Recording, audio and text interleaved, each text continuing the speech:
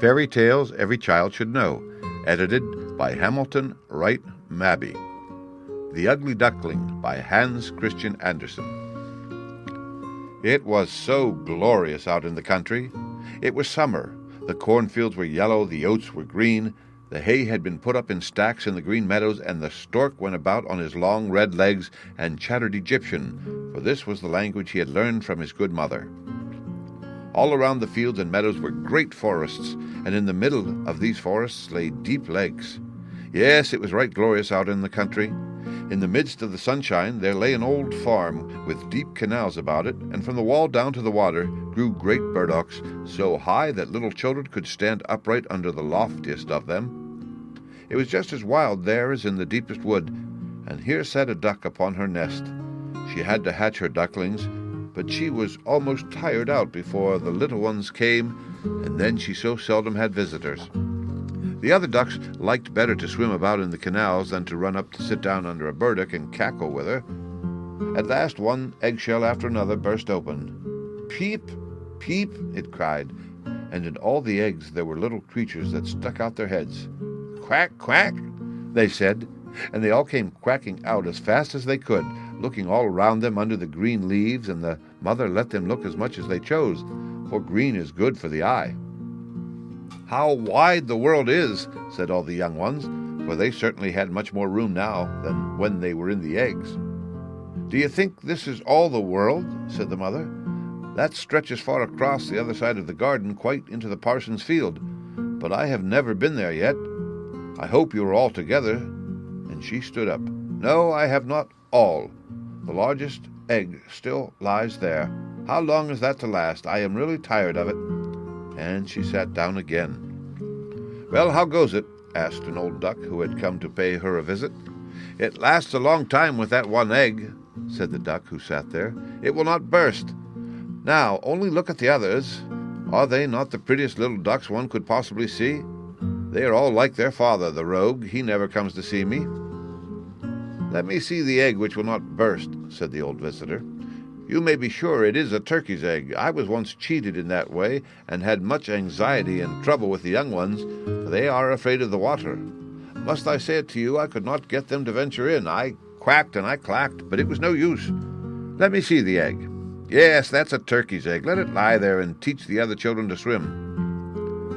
"I think I will sit on it a little longer," said the duck. "I've sat so long now that I can sit a few days more." "Just as you please," said the old duck, and she went away. At last the great egg burst. "Peep, peep," said the little one, and crept forth. It was very large and very ugly. The duck looked at it.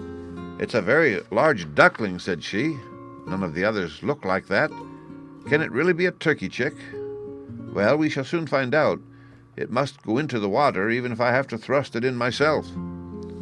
The next day it was bright, beautiful weather. The sun shone on all the green trees. The mother duck went down to the canal with all her family. Splash! She jumped into the water. "Quack, quack," she said, and one duckling after another plunged in. The water closed over their heads, but they came up in an instant and swam capitally. Their legs went of themselves, and they were all in the water. The ugly gray duckling swam with them. "No, it's not a turkey," said she. "Look how well it can use its legs, and how straight it holds itself. It is my own child. On the whole, it's quite pretty, if one looks at it rightly. Quack, quack. Come with me, and I'll lead you out into the great world, and present you in the duckyard. But keep close to me, so that no one may tread on you, and take care of the cats." And so they came into the duckyard. There was a terrible riot going on in there, for two families were quarreling about an eel's head, and the cat got it after all. "See, that's how it goes in the world," said the mother duck, and she wetted her beak, for she too wanted the eel's head. "Only use your legs," she said. "See that you can bustle about and bow your heads before the old duck yonder. She's the grandest of all here. She's of Spanish blood. That's why she's so fat. And you see, she has a red rag round her leg. That's something particularly fine, and the greatest distinction a duck can enjoy. It signifies that one does not want to lose her, and that she's to be known by the animals and by men too. Shake yourselves. Don't turn in your toes. A well-brought-up duck turns its toes quite out, just like father and mother. So. Now, Bend your necks and say, "Quack!" And they did so. But the other ducks round about looked at them and said quite boldly, "Look there! Now we're to have these hanging on as if there were not enough of us already, and fie! How that duckling yonder looks! We won't stand that." And one duck flew up at it and bit it in the neck. "Let it alone," said the mother. "It does no harm to anyone."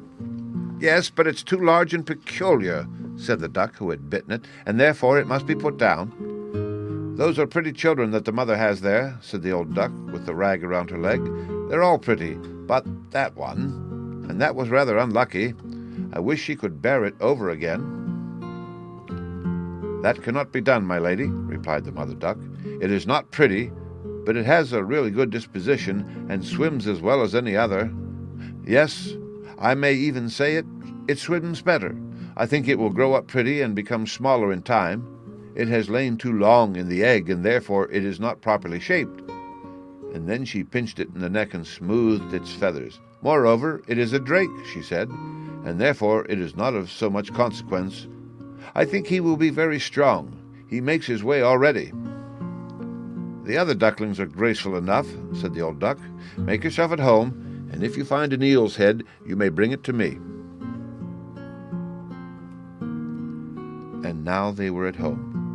But the poor duckling, which had crept last out of the egg and looked so ugly, was bitten and pushed and jeered as much by the ducks as by the chickens. "It is too big," they all said, and the turkey-cock, who had been born with spurs and therefore thought himself an emperor, blew himself up like a ship in full sail and bore straight down upon it. Then he gobbled and grew quite red in the face. The poor duckling did not know where it should stand or walk. It was quite melancholy because it looked ugly and was the butt of the whole duck-yard. So it went on the first day, and afterwards it became worse and worse. The poor duckling was hunted about by everyone. Even its brothers and sisters were quite angry with it and said, "If the cat would only catch you, you ugly creature." And the mother said, "If you were only far away." And the ducks bit it, and the chickens beat it, and the girl who had to feed the poultry kicked at it with her foot. Then it ran and flew over the fence, and the little birds in the bushes flew up in fear. "That is because I am so ugly," thought the duckling, and it shut its eyes but flew on further, and so it came out into the great moor, where the wild ducks lived. Here it lay the whole night long, and it was weary and downcast. Towards morning the wild ducks flew up and looked at their new companion. "What sort of a one are you?" they asked, and the duckling turned in every direction and bowed as well as it could. "You are remarkably ugly," said the wild ducks, "but that is nothing to us, so long as you do not marry into our family." Poor thing! It certainly did not think of marrying, and only hoped to obtain leave to lie among the reeds and drink some of the swamp water. Thus it lay 2 whole days. Then came thither 2 wild geese, or, properly speaking, 2 wild ganders. It was not long since each had crept out of the egg, and that's why they were so saucy. "Listen, comrade," said one of them, "you're so ugly that I like you. Will you go with us and become a bird of passage? Near here in another moor there are a few sweet lovely wild geese, all unmarried, and all able to say rap. You've a chance of making your fortune, ugly as you are." Piff! Paff! resounded through the air, and the 2 ganders fell down dead in the swamp, and the water became blood-red. Piff! Paff! it sounded again, and the whole flock of wild geese rose up from the reeds. And then there was another report. A great hunt was going on. The sportsmen were lying in wait all around the moor, and some were even sitting up in the branches of the trees which spread far over the reeds. The blue smoke rose up like clouds among the dark trees and was wafted far away across the water, and the hunting dogs came, splash, splash, into the swamp, and the rushes and the reeds bent down on every side. That was a fright for the poor duckling. It turned its head and put it under its wing. But at that moment a frightful great dog stood close by the duckling. His tongue hung far out of his mouth, and his eyes gleamed horrible and ugly. He thrust out his nose close against the duckling, showed his sharp teeth, and splash, splash, On he went without seizing it. "Oh, heaven be thanked," sighed the duckling. "I am so ugly that even the dog does not like to bite me." And so it lay, quite quiet, while the shots rattled through the reeds and gun after gun was fired. At last, late in the day, all was still, but the poor duckling did not dare to rise up. It waited several hours before it looked round, and then hastened away out of the moor as fast as it could. It ran on over field and meadow. There was such a storm raging that it was difficult to get from one place to another. Towards evening, the duck came to a little miserable peasant's hut. The hut was so dilapidated that it did not itself know on which side it should fall, and that's why it remained standing. The storm whistled round the duckling in such a way that the poor creature was obliged to sit down, to stand against it, and the wind blew worse and worse. Then the duckling noticed that one of the hinges of the door had given way, and the door hung so slanting that the duckling could slip through the crack into the room, and that is what it did. Here lived a woman with her cat and her hen, and the cat, whom she called Sony, could arch its back and purr. He could even give out sparks, but to make him do it, one had to stroke his fur the wrong way. The hen had quite little short legs, and therefore she was called Chickabiddy Shortshanks. She laid good eggs, and the woman loved her like her own child. In the morning the strange duckling was at once noticed, and the cat began to purr and the hen to cluck. "What's this?"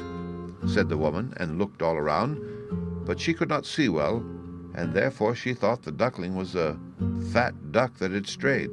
"This is a rare prize," she said. "Now I shall have duck's eggs. I hope it is not a drake. We must try that." And so the duckling was admitted on trial for 3 weeks, but no eggs came, and the cat was master of the house, and the hen was the lady, and always said, "We and the world," for she thought they were half the world, and by far the better half. The duckling thought one might have a different opinion, but the hen would not allow it. "Can you lay eggs?" she asked. "No." "Then will you hold your tongue?" And the cat said, "Can you curve your back and purr and give out sparks?" "No." "Then you will please have no opinion of your own when sensible folks are speaking." And the duckling sat in a corner and was melancholy. Then the fresh air and the sunshine streamed in, and it was seized with such a strange longing to swim on the water that it could not help telling the hen of it. "What are you thinking of?" cried the hen. "You have nothing to do. That's why you have these fancies. Lay eggs or purr, and they will pass over." "But it is so charming to swim on the water," said the duckling. "So refreshing to let it close above one's head and to dive down to the bottom." "Yes, that must be a mighty pleasure, truly," quoth the hen. "I fancy you must have gone crazy. Ask the cat about it. He's the cleverest animal I know. Ask him if he likes to swim on the water or to dive down. I won't speak about myself. Ask our mistress, the old woman. No one in the world is cleverer than she. Do you think she has any desire to swim and to let the water close above her head?" "You don't understand me," said the duckling. "We don't understand you? Then pray, who is to understand you? You surely don't pretend to be cleverer than the cat and the woman. I won't say anything of myself. Don't be conceited, child, and thank your Maker for all the kindness you have received. Did you not get into a warm room, and have you not fallen into company from which you may learn something? But you are a chatterer, and it is not pleasant to associate with you. You may believe me, I speak for your good. I tell you disagreeable things, and by that one may always know one's true friends. Only take care that you learn to lay eggs or to purr and give out sparks." "I think I will go out into the wide world," said the duckling. "Yes, do go," replied the hen. And so the duckling went away. It swam on the water and dived, but it was slighted by every creature because of its ugliness. Now came the autumn. The leaves in the forest turned yellow and brown. The wind caught them so that they danced about, and up in the air it was very cold. The clouds hung low, heavy with hail and snowflakes, and on the fence stood the raven, crying, "Croak, croak," for mere cold. Yes, it was enough to make one feel cold to think of this. The poor little duckling certainly had not a good time. One evening, the sun was just setting in its beauty, there came a whole flock of great handsome birds out of the bushes. They were dazzlingly white, with long, flexible necks. They were swans. They uttered a very peculiar cry, spread forth their glorious great wings, and flew away from that cold region to warmer lands, to fair open lakes. They mounted so high, and the ugly duckling felt quite strangely as it watched them. It turned round and round in the water like a wheel, stretched out its neck towards them, and uttered such a strange loud cry as frightened itself. Oh, it could not forget those beautiful, happy birds, and so soon as it could see them no longer, it dived down to the very bottom, and when it came up again, it was quite beside itself. It knew not the name of those birds, and knew not whither they were flying, but it loved them more than it had ever loved anyone. It was not at all envious of them. How could it think of wishing to possess such loveliness as they had? It would have been glad if only the ducks would have endured its company. The poor, ugly creature. And the winter grew cold, very cold. The duckling was forced to swim about in the water to prevent the surface from freezing entirely, but every night the hole in which it swam about became smaller and smaller. It froze so hard that the icy covering crackled again, and the duckling was obliged to use its legs continually to prevent the hole from freezing up. At last it became exhausted and lay quite still, and thus froze fast into place. Early in the morning a peasant came by, and when he saw what had happened, he took his wooden shoe, broke the ice crust to pieces, and carried the duckling home to his wife. Then it came to itself again. The children wanted to play with it, but the duckling thought they wanted to hurt it, and in its terror fluttered up into the milk pan so that the milk spurted down into the room. The woman clasped her hands, at which the duckling flew down into the butter tub, and then into the meal barrel and out again. Oh, how it looked then! The woman screamed and struck at it with the fire tongs. The children tumbled over one another in their efforts to catch the duckling, and they laughed and they screamed. Well, it was that the door stood open, and the poor creature was able to slip out between the shrubs into the newly fallen snow. There it lay, quite exhausted. But it would be too melancholy if I were to tell all the misery and care which the duckling had to endure in the hard winter. It lay out on the moor among the reeds, when the sun began to shine again and the larks to sing. It was a beautiful spring. Then all at once the duckling could flap its wings. They beat the air more strongly than before, and bore it strongly away, and before it well knew how all this happened, it found itself in a great garden, where the elder trees smelt sweet and bent their long green branches down to the canal that wound through the region. Oh, here it was so beautiful, such a gladness of spring, and from the thicket came 3 glorious white swans. They rustled their wings and swam lightly on the water. The duckling knew the splendid creatures and felt oppressed by a peculiar sadness. I will fly away to them, to the royal birds, and they will beat me, because I, that am so ugly, dare to come near them. But it is all the same. Better to be killed by them than to be pursued by ducks and beaten by fowls and pushed about by the girl who takes care of the poultry yard, and to suffer hunger in winter. And it flew out into the water and swam towards the beautiful swan. These looked at it and came sailing down upon it with outspread wings. "Kill me," said the poor creature, and bent its head down upon the water, expecting nothing but death. But what was this that it saw in the clear water? It beheld its own image, and lo! It was no longer a clumsy, dark gray bird, ugly and hateful to look at, but a swan. It matters nothing if one is born in a duckyard, if one has only lain in a swan's egg. It felt quite glad at all the need and misfortune it had suffered. Now it realized its happiness in all the splendor that surrounded it. And the great swans swam round it and stroked it with their beaks. Into the garden came little children who threw bread and corn into the water, and the youngest cried, "There is a new one!" And the other children shouted joyously, "Yes, a new one has arrived!" And they clapped their hands and danced about and ran to their father and mother. And bread and cake were thrown into the water, and they all said, "The new one is the most beautiful of all. so young and handsome, and the old swans bowed their heads before him. Then he felt quite ashamed, and hid his head under his wings, for he did not know what to do. He was so happy, and yet not at all proud. He thought how he had been persecuted and despised, and now he heard them saying that he was the most beautiful of all birds. Even the elder tree bent its branches straight down into the water before him, and the sun shone warm and mild. Then his wings rustled, he lifted his slender neck, and cried rejoicingly from the depths of his heart, "I never dreamed of so much happiness when I was the ugly duckling." The end. Read by Rick Kishner for Lit2Go, on the web at fcit.usf.edu.